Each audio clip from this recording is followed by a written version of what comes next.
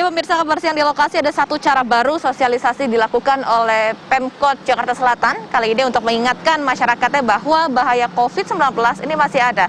Caranya cukup unik dan memang ini kerap kali dianggap sebagai gimmick begitu di tengah kalangan masyarakat karena menimbulkan pro dan juga kontra.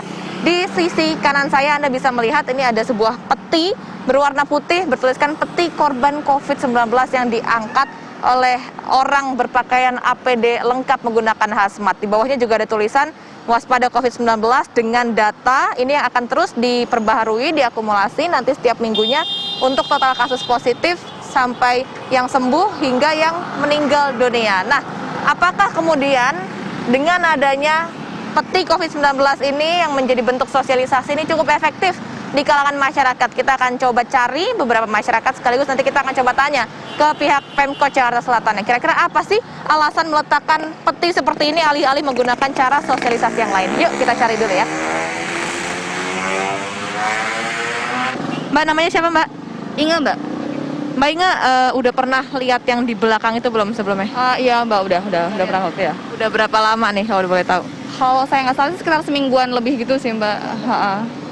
Pas Mbak Inga pertama kali lihat nih, apa yang ada di pikiran Mbak Inga nih? Sebenarnya agak ngeri juga sih kayak karena dia sambil bawa peti gitu kan Mbak. Jadi kayak ada reminder buat kita juga bahwa ternyata COVID tuh efeknya segininya gitu. Maksudnya masyarakat sampai harus diingetin pakai peti kayak gini sih menurut saya. Ini kan sebenarnya ditaruhnya diem gitu aja kan, ini artinya sampai malam. Itu sempat ada yang bilang kalau ini menakutkan. Menurut Mbak Inga sendiri gimana nih kalau malam-malam lewat sini terus lihat itu?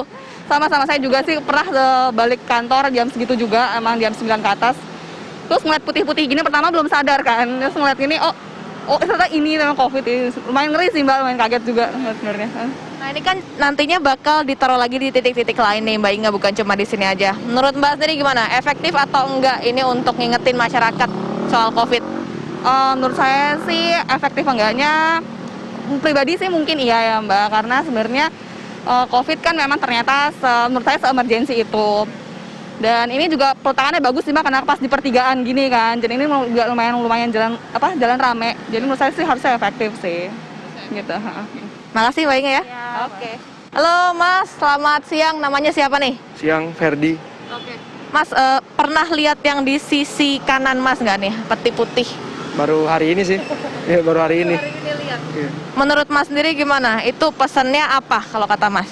Kalau buat saya sih pesannya karena sekarang untuk pandemi sekarang kan dia angkanya justru makin parah ya. Jadi memang harus ada sebuah simbol mungkin untuk ke masyarakat agar dia lebih aware soal bahaya tentang COVID ini. Terutama soal kayak tenaga medis. Kan kasihan sekarang dia banyak yang berguguran, makanya di sini sih saya ngelihatnya APD peti mati ya memang sekarang untuk korbannya terus bertambah ya yang sudah meninggal dari COVID, dan sementara dari masyarakat sendiri masih banyak yang cuek. Ya, oke, makasih banyak Mas, hati-hati di jalan ya. Pemirsa, tadi kita sudah dengarkan ada 1-2 tanggapan masyarakat DKI Jakarta soal sosialisasi pemerintah menggunakan peti mati seperti ini. Tadi ada yang menyatakan bahwa ini cukup efektif, tapi ya harus dibarengi dengan regulasi atau aturan yang betul-betul jelas dari pemerintah. Ada sanksinya, kemudian ada juga aturan yang jelas untuk protokol kesehatan yang diterapkan. Nah, sekarang saya mau coba tanyakan kepada pihak pemerintah Kota Administrasi Jakarta Selatan, awal mulanya meletakkan seperti itu idenya dari mana? Apakah memang ide sendiri atau dari Pemprov DKI atau dari mana? Yuk nanti kita coba dengarkan langsung. Iya, ini dia nih pemirsa Pak Camatnya, Camat Mampang Perapatan, Pak Jaharudin. Kita tanyain langsung ya Pak, apa kabar Pak? Sehat ya Pak ya? Sehat, alhamdulillah. Pak, ini saya pengen sambil ngeliat-liat lebih detail lagi sih Pak, ini soal petinya, terus ada yang pakai baju APD-nya. Ini awal mulanya Pak, mungkin boleh ikut saya Pak. Bikinnya gimana, itu ide awalnya, terus proses bikinnya, itu kayak gimana Pak? Untuk ide ini adalah tindak lanjut dari arahan pimpinan ya, untuk membuat semacam tugu peringatan tentang bahaya COVID. Pimpinannya yaitu Wali Kota? Pak Wali, ya. Proses bikinnya gimana? Proses ini kami dengan merespon cepat arahan pimpinan dengan membuatkan semacam ini peti mati ya, yang bentuknya sederhana, Ini adalah kreasi murni daripada anak-anak PPSU, teman-teman PPSU, memanfaatkan barang-barang bekas ya, memanfaatkan barang-barang bekas sehingga bernilai antik lah ya. Oke. Ini dari barang-barang bekas, ini kan yang peti nih Pak. Ya. Kalau yang itu Pak, yang pakai APD hazmat ini gimana Pak? Ini adalah, Beli juga APD-nya enggak? APD-nya juga ini pemanfaatan APD yang sudah tidak digunakan, sudah digunakan. Dan di dalamnya ini adalah kardus yang digulung ya, kardus yang digulung sehingga membentuk semacam ya orang-orangannya manusia lah. Ya. Oke. Ini tapi memang awalnya requestnya pengen ada petinya gitu atau dari kecamatan-kecamatan sendiri ini bebas mau mengekspresikannya dalam bentuk apa gitu Pak? Intinya adalah kita di petinya ya kita ingin petinya ini bahaya COVID ya, intinya kita ingin sosialisasikan kepada masyarakat mengenai bahaya COVID ya, bahaya COVID karena COVID ini memang secara masif ya penularannya, sehingga mengakibatkan apabila tidak tertangani dengan baik ya akan menyebabkan kematian. Ya. Nah, terus ini kan sebenarnya sempat viral Pak beberapa hari lalu di media sosial dan ini kan udah sebenarnya seminggu lebih ya Pak ya ditaruh di sini. Nah, dari viralnya soal ini, peti ini, ada pro kontra Pak. Ini ada yang bilang ini nyeremin kalau malam-malam. Terus ini ada yang bilang juga ini malah jadi nantinya lelucon soal COVID. Menurut Bapak sendiri gimana nih dari Pak Camat Pak? Kalau niat awal kami intinya adalah sosialisasi ya tentang bahayanya COVID ya. Tidak ada niat main-main ya. Memang kalau dilihat dari sekilas penampakannya kita ingin menciptakan situasi yang ya semacam bahaya gitu ya. Ya, memang cuma kalau dilihat dari bentuk ini karena sederhana ya sehingga orang menganggap main-main gitu. Padahal maksud dan tujuan kami adalah ingin mensosialisasikan benar tentang bahaya COVID ya. Nah, terus Pak, di bawah peti ini kan juga ada papan. Papan ini kan tulisannya update jumlah yang meninggal, yang sembuh. Nah, itu di-update-nya per berapa hari sekali? Tiap hari kah atau seminggu sekali gitu Pak? Tiap tiap ada perubahan data ya, karena kasus COVID ini penularannya masif. Saya bilang tadi satu hari aja kita mengalami kondisi saat ini ya, setelah diadakan rapid massal dan swab massal terjadi lonjakan yang begitu drastis gitu ya. Gitu, terima kasih banyak Pak sudah menceritakan ini idenya awal mulanya gimana, pengerjaannya gimana. Semoga dengan tadi niatan yang dimiliki ini akhirnya tersasar dengan baik lah kepada masyarakat ya Pak ya. Terima kasih banyak Pak Camat sudah bergabung bersama kita di TV One. Nah pemirsa, tadi kita sudah mendengarkan kan dan melihat sendiri sebetulnya ini bahannya dari mana, kemudian proses pengerjaannya dari mana, bagaimana juga. Nah ternyata ini menggunakan barang-barang bekas yang dikerjakan langsung oleh tim PPSU. Nantinya mungkin untuk Anda pemirsa DKI Jakarta ini juga yang sering lewat di area jalan-jalan besar akan mulai harus membiasakan diri melihat bentuk sosialisasi seperti ini karena memang hal-hal seperti ini terus dicanangkan oleh tadi Pemkot Jakarta Selatan, tapi nanti dari Pemprov DKI Jakarta ini juga akan mengeluarkan bentuk sosialisasi. Salah satu wacananya adalah dengan memakaikan masker ke patung-patung yang ada di jalan-jalan besar atau jalan-jalan protokol di DKI Jakarta. Kita tunggu saja nanti seperti apa realisasinya dan tentu saja ini dapat sejalan dengan tujuan akhirnya yaitu supaya mengingatkan masyarakat bahwa bahaya COVID-19 ini masih ada. Nanti di segmen selanjutnya kita akan coba bahas kulik lagi dari sisi pengamat sosial, efektif atau tidak sih dengan menggunakan sarana seperti ini dalam mengingatkan masyarakat di DKI Jakarta khususnya. Nah ini akan dijawab bersama dengan narasumber saya usai jeda. Jangan kemana-mana, tetap bersama kami di Kabar Siang di Lokasi.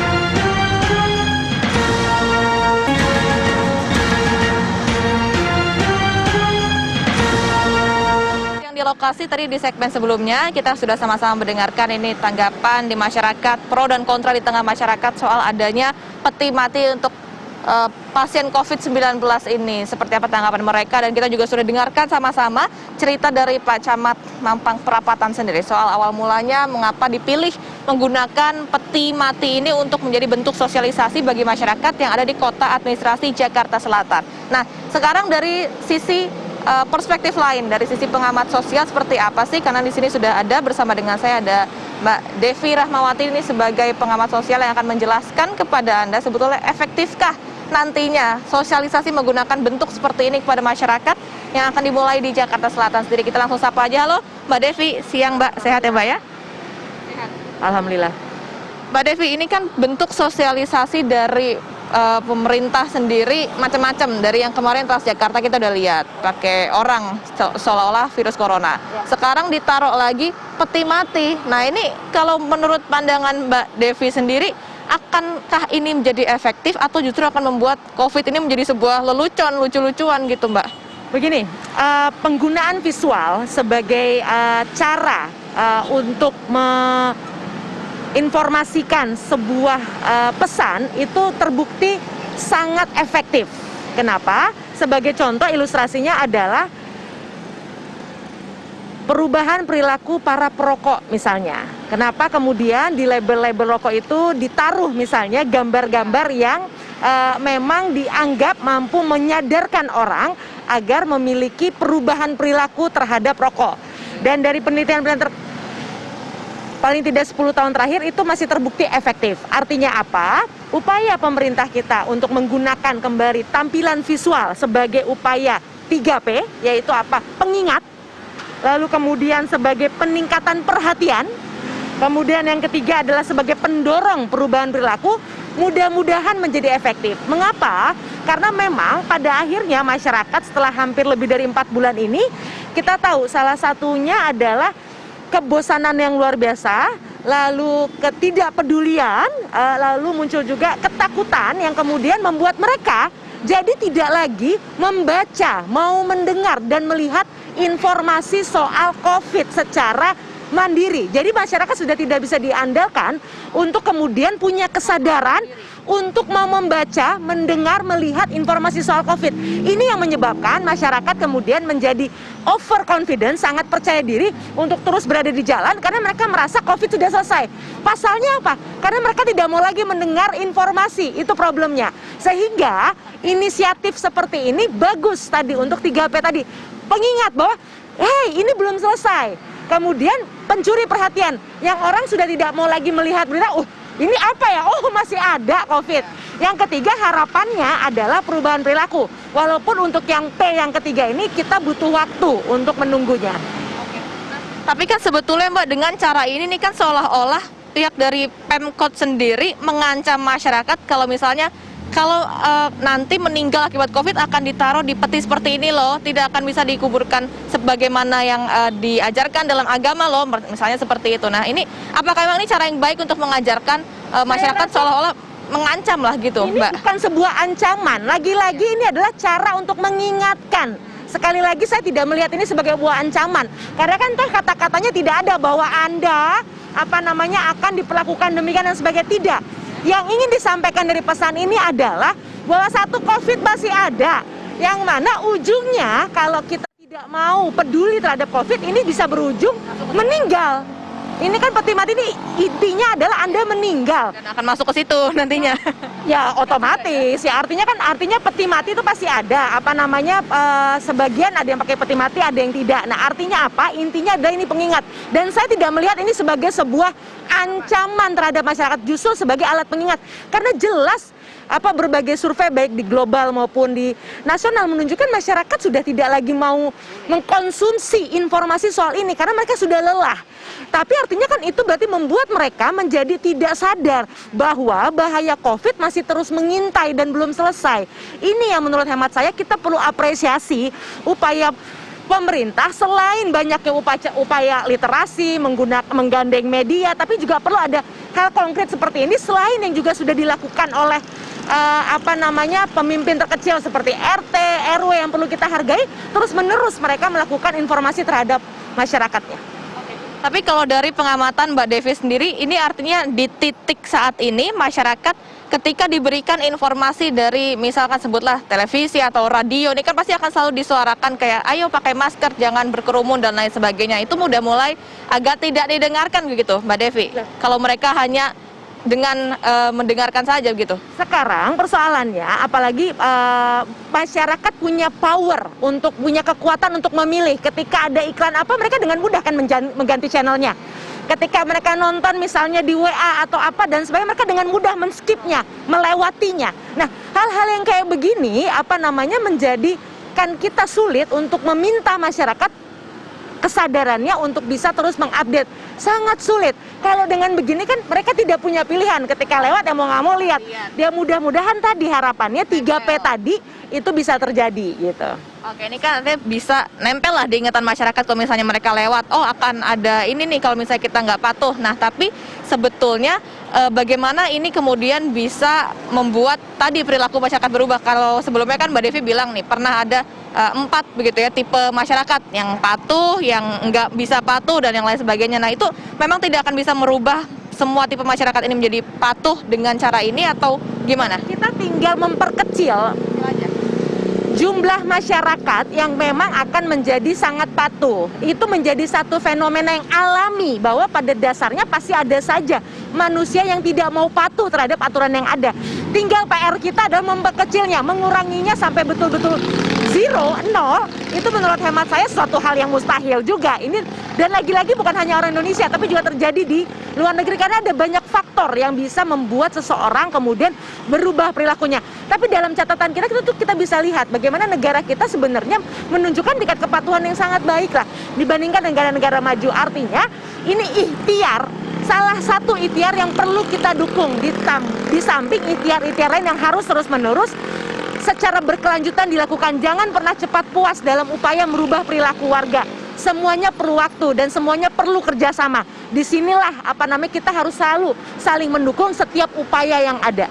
Oke, kalau gitu makasih banyak Mbak Devi sudah memberikan kita pandangan lain lah seputar ini, karena kan banyak sekali pro dan kontra. Ada yang bilang ini menakutkan, ada yang bilang ini nanti malah jadi lelucon, tapi poinnya memang untuk mengingatkan selalu masyarakat begitu kan, dengan adanya tampilan visual seperti ini. Terima kasih banyak Mbak Devi. Kita harapkan semoga masyarakat akan semakin berubah ke jalur yang lebih patuh atau yang sangat patuh. Nah, pemirsa, tadi kita sudah mendengarkan pandangan dari pengamat sosial. Di segmen sebelumnya juga kita sudah mendengarkan pro dan kontra di tengah masyarakat seperti apa.